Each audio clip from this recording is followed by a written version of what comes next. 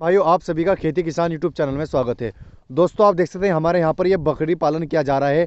और दोस्तों, जो बकरी पालन किया जाता है, किसान भाई दो तरीके से उसको करते हैं। एक तो फार्म बनाकर इसको बकरी पालन को किया जाता है, दूसरा जो खुले में इसको किया जाता है। जैसे कि आप देख सकते हैं यहाँ पर ये खुले में किया जा रहा है बकरी पालन। और इस तरीके से जो हमारी बकरी होती है, इसका जो फीड या खाद होता है, जो मतलब कि ये खादी है, वो सभी इन्हें जंगल से या खेतों से चराया जाता है। उसके बाद ये अपना सारा भोजन पूरा करते हैं। इस तरीके से किया जाता है, यानी कि बिना किसी जो हमारा खाद वैसे तैयार किया जाता है या फीड उसके, ये इस तरीके से बकरी पालन किया जाता है। क्या आपके यहाँ पर भी इस तरीके से करते हैं? तो कमेंट बॉक्स में जरूर बताएं दोस्तों, आपके यहाँ पर ये बकरी पालन इस तरीके से किया जाता है या नहीं। और दोस्तों, इस वीडियो को ज़्यादा से ज़्यादा लाइक करें, शेयर करें, चैनल को सब्सक्राइब जरूर करें। धन्यवाद।